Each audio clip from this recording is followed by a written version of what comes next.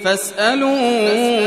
أهل الذكر إن كنتم لا تعلمون.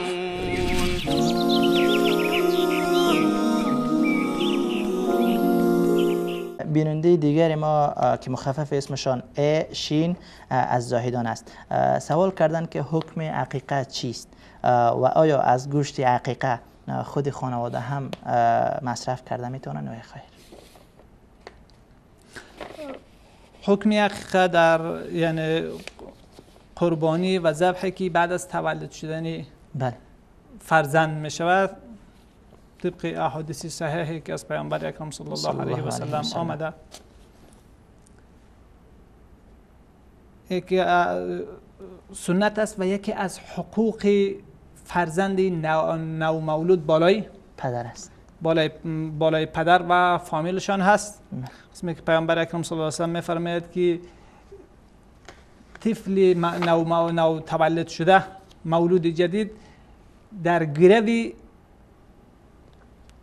یک قربانی می باشد که برای او ذبح می شود.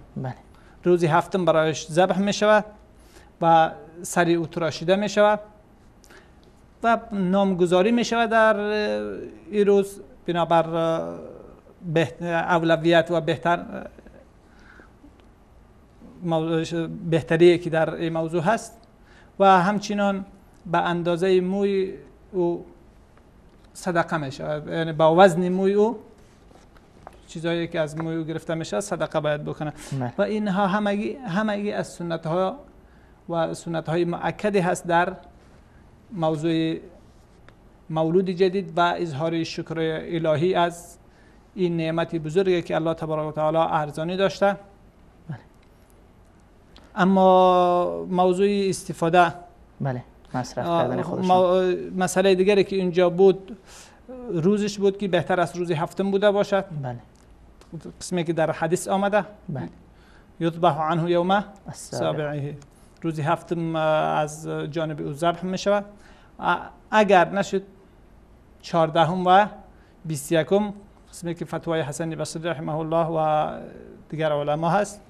و بعد از اون روزی مشخصه نیست، در هر روزی که بوده باشد میتواند و این موضوع روز هم موضوع اولویت هست نه لازمی. از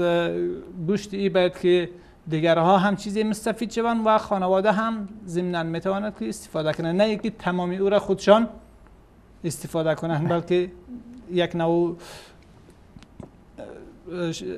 نوع جشن است و یک نوع مراسم و محفل خوشی است که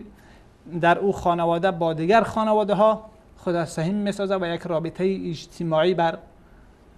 قرار میکنند.